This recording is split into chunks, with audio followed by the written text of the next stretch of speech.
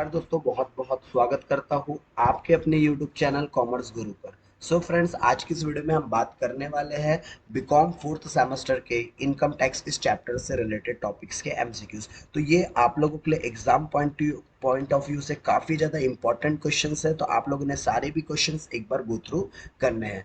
तो चलिए स्टार्ट करते हैं। सबसे पहला क्वेश्चन है आपके सामने, residential status is determined on.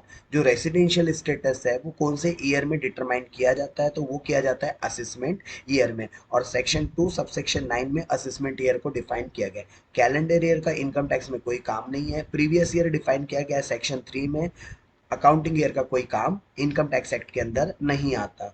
उसके अलावा अगर मैं नेक्स्ट क्वेश्चन की बात करूं कि taxable income is determined on the basis of, तो किस चीज के बेसिस पर टैक्सेबल इनकम डिसाइड की जाएगी? तो वो की जाती है रेसिडेंशियल स्टेटस के बेसिस पर, जिसको डिफाइन किया गया है सेक्शन नंबर 6 में। और हमारे पास दो तरीके के रेसिडेंशियल स्टेटस होते हैं, एक होता है रेसिडेंट और दूसरा होता है नॉन रेसिडेंट। और रेसिडेंट को भी फिर दो भागों में बांटा गया है, एक होता है ऑर्डिनरी रेसिडेंट और एक होता है नॉट ऑर्डिनरी रेसिडेंट। चलिए अगले क्वेश्चन की बात करते हैं।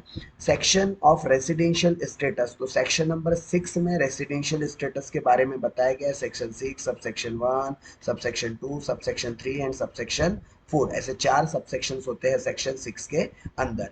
बात करें अगले क्वेश्चन की, salary to MPs and MLAs, तो ये होते हैं टैक्सेबल कौन से हेड में? IOS, income from other sources के अंदर टैक्सेबल होते हैं। और मैं बात करूं अलावेंसेस की, तो अगर अलावेंसेस दिए जाएंगे तो ये एग्जेम्प्ट किए जाएंगे। बाकी यहाँ सैलरी बोला था, इसलिए क्या करना है अपने को? टैक्सेबल करना है। उसके अलावा अगले क्वेश्चन की अगर हम बात करें तो income tax is imposed by, income tax कौन इम्पोज करता है? तो चार्ज या इम्पोज करना सेंट्रल गवर्नमेंट को पड़ता है। और इन्होंने इसके लिए एक बॉडी बनाई है जिसका नाम है सीबीडीटी, जिसका फुल फॉर्म होता है central board of direct tax. Exam में ये सारे भी पॉइंट आपको पूछ सकता है, सीबीडीटी का फुल फॉर्म क्या होता है, डायरेक्ट टैक्स को कौन कंट्रोल करता है, ये सारी चीजें भी आपको पूछ सकता है। अच्छा, इनकम इंक्लूड्स, तो भाई इनकम लीगल भी होती है, इनकम इनलीगल भी। तुम किसी के मर्डर करके इनकम कमाओ तो भी चलेगा, कोई प्रॉब्लम नहीं है, बस गवर्नमेंट को टैक्स भर दो। ओके, तो अगला सवाल है, what is not included in taxable income? इसमें से कौन सी चीजें हैं जो टैक्सेबल नहीं है? मैंने थोड़ी देर पहले ही कहा लीगल भी चलता है, इलीगल भी चलता है। तो आप स्मगलिंग करो, कोई फर्क नहीं पड़ता, गवर्नमेंट को टैक्स दे दो। अच्छा, कैजुअल इनकम, कोई फर्क नहीं पड़ता, गवर्नमेंट को टैक्स दे दो, वो भी आपका टैक्सेबल इनकम में काउंट किया जाएगा। अच्छा, इनकम रिसीव्ड इन काइंड, अगर आपको कोई रुपए में चीजें ना मिलते हुए कोई सामानों में अगर आपको चीजें मिल जाए तो वो भी आपकी इनकम है, उसको भी टैक्सेबल करेंगे। ओके, सी कैपिटल रिसिट का मतलब होता है कहीं से लोन लेना या कहीं से बोरोविंग करना या कोई चीजों को बेच कर पैसे लाना। ठीक है, अच्छा बेचने पर प्रॉफिट हो रहा है तो वो इनकम है, तो उसको छोड़कर अगर कुछ बेचकर पैसे आ रहे हैं तो वो आपका क्या कहलाएगा? इनकम नहीं कहलाएगा। उसके अलावा मैं नेक्स्ट क्वेश्चन की बात करूं, which income is taxable in India to ROR? भाई एक बात याद रखना, दुनिया में कहीं भी पैसे कमाओ, किसी भी कोने में पैसे कमाओ, मरता हर जगह से कौन है? आरओआर। आरओआर का मतलब रेसिडेंट ऑर्डिनरी रेसिडेंट, मतलब ये भारत का पक्का रहवासी है, ये भारतीय है ये पूरी तरीके से। और ये भारत या भारत के बाहर कहीं भी जाकर पैसे कमाए तो इसको टैक्स तो इंडिया में देना ही पड़ेगा। तो इसकी सारी भी इनकम क्या हो जाती है? टैक्सेबल, किसी भी कोने से कमा कर ला ले।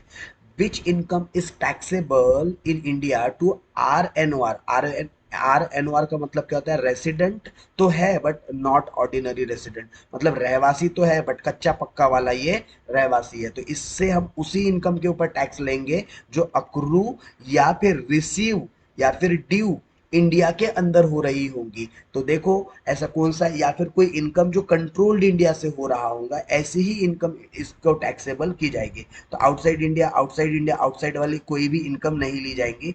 कोई इनकम जो इंडिया से अक्रू, रिसीव्ड या कंट्रोल की जा रही हो, वही इनकम के ऊपर टैक्स लिया जाएगा।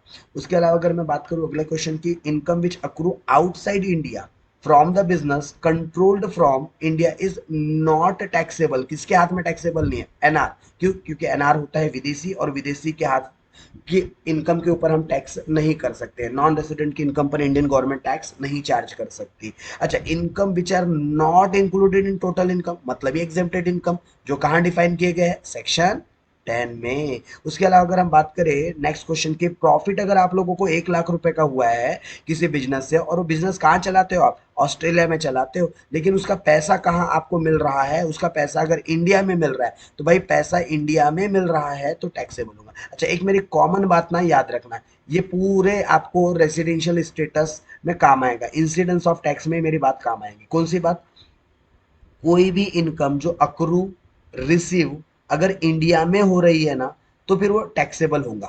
क्यों, अरे भाई भारत में अगर पैसा आ गया तो भारत गवर्नमेंट का उसके ऊपर अधिकार आ गया, तो उसके ऊपर तो पैसे ले नहीं है, फिर चाहे वो पर्सन आर हो, एनआर हो, ठीक है, या आर के अंदर ओआर हो या फिर एनओआर हो, कोई भी हो फर्क नहीं पड़ता, कोई भी इनकम जो इंडिया के अंदर एक बार आ जाए तो उसके ऊपर हमारी गवर्नमेंट सभी से टैक्स लेंगी। ओके, नेक्स्ट क्वेश्चन है फिर आपके पास, computation of income from salary. तो भाई सेक्शन नंबर 15 चार्जिंग सेक्शन होता है, सेक्शन नंबर 16 डिडक्शन का सेक्शन होता है, और सेक्शन नंबर 17 सैलरी परक्यूसिट का सेक्शन होता है। उसके अलावा अगले क्वेश्चन की मैं बात करूं, deduction allowed against the gross salary, तो ग्रॉस सैलरी के अगेंस्ट 3 चीजों का डिडक्शन मिलता है। सेक्शन नंबर 16 सब सेक्शन 1 में एक स्टैंडर्ड डिडक्शन मिलता है जिसकी लिमिट होती है 50,000। उसके अलावा सेक्शन 16 सब सेक्शन 2 के अंदर आपको बेनिफिट मिल जाता है किसका, प्रोफेशनल टैक्स का, और उसके अलावा आपको बेनिफिट मिल जाता है किसका, सेक्शन 16 इसमें एंटरटेनमेंट अलावेंसेस का। तो एंटरटेनमेंट अलावेंसेस, एंटरटेनमेंट के अलावा प्रोफेशनल टैक्स, तो ऑप्शन में चेक कीजिए प्रोफेशनल टैक्स, तो इसका आपको बेनिफिट मिल जाता है सेक्शन नंबर 16 के अंदर सैलरी हेड के अगेंस्ट। उसके अलावा मैं बात करूं आरपीएफ, भाई इसमें बहुत बच्चे कंफ्यूज होते हैं, स्पेशली वो जो सिविल एग्जाम की प्रिपरेशन कर रहे हैं। कई लोगों को लगता है reserve police RPF reserve police तो नहीं है, या फिर रेलवे पुलिस फोर्स तो नहीं है। नहीं, आप इनकम टैक्स पढ़ रहे हो, यहाँ पुलिस फोर्स से हमको कोई लेना देना नहीं है। हमारा आरपीएफ का मतलब होता है यहाँ पर रिकॉग्नाइज्ड प्रोविडेंट फंड। वहीं अगर मैं बात करूं यूआरपीएफ की, तो यूआरपीएफ का फुल फॉर्म होता है अनरिकॉग्नाइज प्रोविडेंट फंड। मैं बात करूं पीपीएफ की तो पब्लिक प्रोविडेंट फंड, और मैं बात करूं एसपीएफ की तो स्टैट्यूटरी प्रोविडेंट फंड। तो साथों साथ आपको चारों भी बातें याद रखना है। उसके अलावा अगर हम अगले क्वेश्चन की बात करें, exemption limit of interest credited to RPF is, तो आपको अगर इंटरेस्ट मिल रहा है तो अप टू 9.5% तक एग्जेम्प्ट होता है, और अगर मैं एम्प्लॉयर के कंट्रीब्यूशन की बात करूं तो वो 12% तक एग्जेम्प्ट होता है सैलरी हेड के अंदर। Taxable amount of perquisite in respect of small car, अच्छा स्मॉल कार के केस में अगर मैं इसकी कंडीशन बताऊं तो एम्प्लॉयर अगर मेंटेनेंस भी एम्प्लॉयर करता है और गाड़ी का ओनर भी अगर एम्प्लॉयर है, और अगर आप गाड़ी का इस्तेमाल लार्ज स्मॉल कार है और अगर आप पोपू पर्पज के लिए यूज कर रहे हो, गाड़ी छोटी होंगी तो 1800 रुपए पर मंथ, और अगर गाड़ी लार्ज होंगी तो फिर 2400 रुपए पर मंथ। ये बातें आपको याद रखना है। नेक्स्ट क्वेश्चन आप देख सकते हैं, तो नेक्स्ट क्वेश्चन में आपको पूछा है कि अगर गाड़ी बड़ी होंगी तो क्या करेंगे, taxable amount of perquisite in case of big car, ठीक है, जो कि कौन से यूज में आ रही है, पोपू के यूज में आ रही है। पोपू मतलब partly official partly personal use, तो क्या लिमिट है उसके लिए 2400। अच्छा, डिडक्शन फ्रॉम द सैलरी, अभी थोड़ी देर पहले ही बताया था आपको, सेक्शन नंबर 16 जिसके अंदर भी 3 सब सेक्शंस आते हैं। चलिए, उसके अलावा अगर हम आगे बात करें एजुकेशन अलावेंसेस की, 100 रुपए पर मंथ पर चाइल्ड, मैक्सिमम 2 चाइल्ड। भाई इनकम टैक्स एक्ट के अंदर किसी भी बच्चों की लिमिट ज्यादा से ज्यादा 2 रखी गई है, ठीक, हम दो हमारे दो, बस उसके आगे नहीं सोचने का ज्यादा। नेक्स्ट क्वेश्चन की अगर बात करें, मेडिकल बिल रीइंबर्स, तो अप टू 15,000, वो भी प्राइवेट हॉस्पिटल में। सर गवर्नमेंट हॉस्पिटल में कोई लिमिट नहीं होता, पूरा एग्जेम्प्ट हो जाता है। एचआरए कहाँ डिफाइन किया गया है, तो बेचारा section 10 sub section 13A rule 2A के अंदर डिफाइन किया गया है। रट्टा मार लो भाई, इसको रट्टा मार लो, एग्जाम में आएगा, जय माता दी बोलो, रट्टा मारो। ओके, परक्यूसिट्स कम अंडर, अब भी बताया था सेक्शन नंबर 17 में क्या कवर्ड किया गया है, परक्यूसिट्स को कवर्ड किया गया है। अच्छा, अलावेंसेस की अगर हम बात करें तो यूएनओ मतलब यूनाइटेड नेशंस ऑर्गेनाइजेशन, अगर वहां से अलावेंसेस मिलता है तो फुल्ली क्या करते हैं, इसको एग्जेम्प्ट करते हैं। अच्छा, इसके अलावा और कौन कौन से अलावेंसेस है जो एग्जेम्प्ट होते हैं, एमपीज एंड एमएलएस को जो डेली अलावेंसेस मिलते हैं वो भी क्या होते हैं, फुल्ली एग्जेम्प्टेड। उसके अलावा यूपीएससी के अगर मेंबर्स को कोई अलावेंसेस मिलते हैं वो भी क्या होते हैं, फुल्ली एग्जेम्प्टेड, याद रखना है। अच्छा, सुप्रीम कोर्ट के अगर जज को अगर कोई अलावेंसेस मिल रहे हैं वो भी क्या होते हैं, फुल्ली एग्जेम्प्टेड, याद रखना, एग्जाम में आएंगे। एंटरटेनमेंट अलावेंसेस क्या होता है, फुल्ली टैक्सेबल। सर इसका डिडक्शन भी मिलता है ना, हाँ मिलता है, लेकिन वो सिर्फ और सिर्फ गवर्नमेंट एम्प्लॉय को। इसलिए अगर आपको क्वेश्चन आता है कि एंटरटेनमेंट अलावेंसेस क्या होता है, आपने हमेशा क्या बोलना, फुल्ली टैक्सेबल। और डिडक्शन किसको मिलता है, ओनली एंड ओनली गवर्नमेंट के एम्प्लॉय को। उसके अलावा अगर हम नेक्स्ट क्वेश्चन की बात करें, HRA एग्जेम्प्टेड अंडर सेक्शन, अभी बताया था थोड़ी देर पहले 1013A रूल 2A, लेकिन कंडीशन क्या है, 50% ऑफ द सैलरी जो कि दिल्ली, मुंबई, चेन्नई, कोलकाता में हो तो ही, अदरवाइज अगर इन महानगरों के अलावा कहीं और हो तो फिर 40% ऑफ सैलरी लेते हैं। उसके अलावा अगर मैं खाने की बात करूं, तो अगर आपको फूड की क्या मिल रही है ड्यूरिंग द वर्किंग आवर्स, तो कितने रुपए तक एग्जेम्प्ट होता है, 50 रुपए पर डब्बा, पर मील कितना रुपए एग्जेम्प्ट, 50 रुपीज, वेरी गुड। अच्छा, एग्रीकल्चर इनकम की अगर मैं बात करूं तो सेक्शन नंबर 10 सबसेक्शन 1 के अंदर एग्जेम्प्ट किया गया है एग्रीकल्चर इनकम को। अच्छा, एक और बात याद रखना जिसमें बच्चे बहुत गलती करते हैं, एग्रीकल्चर इनकम सेंट्रल गवर्नमेंट के हिसाब से तो क्या है, एग्जेम्प्ट है, लेकिन स्टेट गवर्नमेंट चाहे तो इसके ऊपर टैक्स ले सकती है। Please mark my word, state government चाहे तो टैक्स ले सकती है। उसके अलावा एग्जेम्प्टेड इनकम कम अंडर, जितनी भी एग्जेम्प्टेड इनकम है सब कहाँ डिफाइन की गई है, सेक्शन 10 में। सेक्शन 10 1 से कहानी शुरू होती है और सेक्शन 10 48 तक चलती है, बहुत लंबे सेक्शन है इसके अंदर। ओके, सेक्शन 10AA ये स्पेशल इकोनॉमिक सेज की बात करता है, ये स्पेशल इकोनॉमिक जोन जो कि आपको बेनिफिट मिल जाता है, गवर्नमेंट क्या करती है, अंडर डेवलप्ड एरिया को डेवलप्ड करने का काम करती है। अलावेंसेस पहले ही बता चुका हूँ, एमपीज एंड एमएलएस को अगर मिलता है तो क्या करते हैं, फुल्ली एग्जेम्प्टेड। ये अलावेंसेस की बात है, लेकिन भाई अगर सैलरी मिलेगा तो क्या करेंगे, टैक्सेबल करेंगे, कहाँ, आईओएस के अंदर।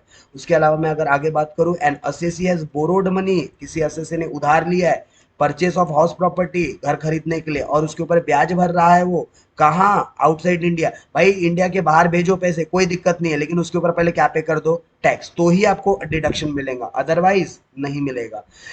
अगर मैं बात करूं म्युनिसिपल टैक्स की, तो म्युनिसिपल टैक्स कहाँ से माइनस किया जाता है, गांव में से। अच्छा, मैं अगर आपको फॉर्मेट बताऊं तो सबसे पहले आप क्या करते हो, अगर मैं हाउस प्रॉपर्टी रिवाइज कर दूं आपको इसी क्वेश्चन के साथ, देखो 1 मिनट में पूरा हाउस प्रॉपर्टी रिवाइज कैसे करेंगे हम। सबसे पहले आप लोगों को क्या देखना होता है, आपको देखना होता है कि आपकी म्युनिसिपल वैल्यू कितनी है, फिर क्या देखना होता है, आपका फेयर रेंट कितना है, इन दोनों में कंपैरिजन करते हैं, क्या देखते हैं, विच एवर इज हायर। उसके अलावा इसका कंपैरिजन किसके साथ होता है, स्टैंडर्ड रेंट के साथ, क्या देखते हैं, विच एवर इज लेस। तो क्या आ जाता है आपके पास आ जाता है एक्सपेक्टेड रेंट।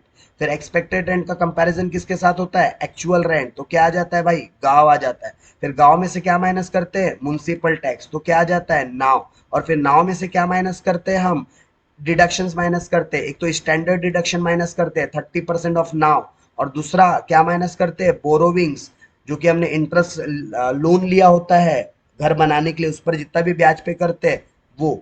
ठीक है, तो ये पूरा आपका हाउस प्रॉपर्टी का रिवीजन हो गया। ओके, लेकिन आप म्युनिसिपल टैक्स से रिलेटेड दो बातें याद रखना, पेड किसने करना चाहिए, ओनर ने पेड करना चाहिए, और एक्चुअल पेमेंट होना चाहिए।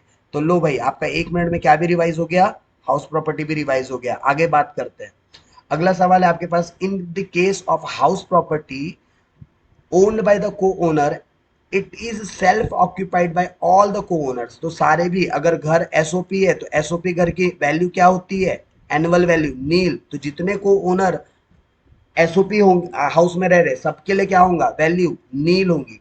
अच्छा, म्युनिसिपल टैक्स का डिडक्शन मिलेगा कौन कौन से घर में, भाई एलओपी और डीएलओपी में, मतलब लेट आउट प्रॉपर्टी में और डिम्ड लेट आउट प्रॉपर्टी में। क्यों, क्योंकि एसओपी में तो वैल्यू नील आती है, और जब नील ही आती है तो डिडक्शन की बात ही क्यों करना, बात ही नहीं करना वहां डिडक्शन की।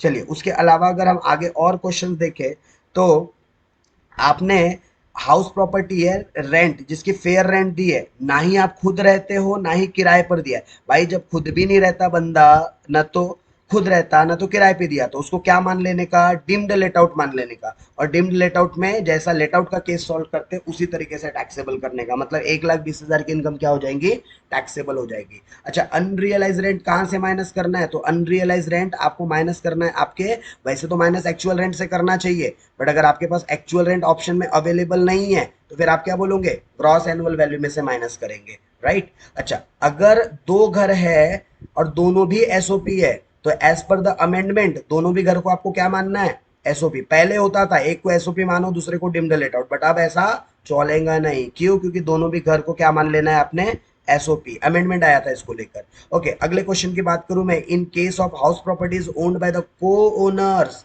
It is self occupied by all co owners. Repetitive question है, आप इसके पहले एक्सप्लेन कर चुका हूं, सारे भी को ओनर के लिए वैल्यू क्या रहेंगी, नील।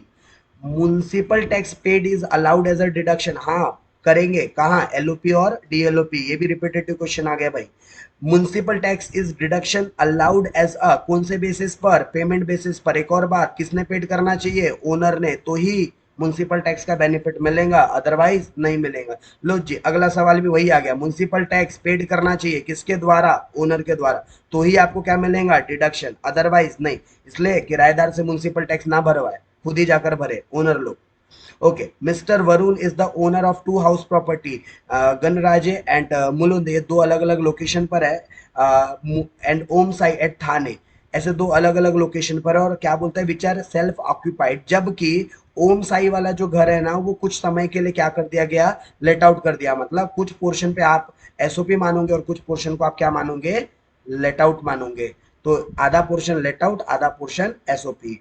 आगे अगर मैं बात करूं, rent from the vacant plot, खाली जमीन से आपको किराया मिल रहा है, टैक्सेबल करेंगे क्या, यस यस यस करेंगे, कहाँ, आईओएस के अंदर। खाली जमीन है भाई, हाउस प्रॉपर्टी में मत करना, घर रहा तो हाउस प्रॉपर्टी में रेंट टैक्सेबल होता है, खाली जमीन है कहाँ टैक्सेबल होगा, आईओएस के अंदर। फिर नेक्स्ट क्वेश्चन आपके पास, एन इंडिविजुअल जिसने ट्रांसफर किया है अपना हाउस प्रॉपर्टी, यहाँ पर एचपी का मतलब house property, without an adequate consideration, बिना पैसे लिए ही उसने घर किसी और को ट्रांसफर कर दिया है। किसको किया है, अपनी बीबी बच्चों को। तो हम बीबी बच्चों को क्या मानेंगे, कुछ नहीं मानेंगे, लेकिन जिसने ट्रांसफर किया है उसको डिम्ड ओनर मानेंगे। केस कैसा है, ये मेरा घर है लेकिन ये घर मैंने अपने वाइफ के नाम पे कर दिया है, तो ओनर तो देखा जाए वाइफ है, लेकिन गवर्नमेंट वाइफ को ओनर नहीं मानेंगे, क्यों, क्योंकि घर तो मैंने बनाया है। तो ओनर मुझे माना जाएगा और मुझे डिम्ड ओनर बोला जाएगा, और जो भी इनकम आएंगी मेरे हाथ में टैक्स की जाएंगी।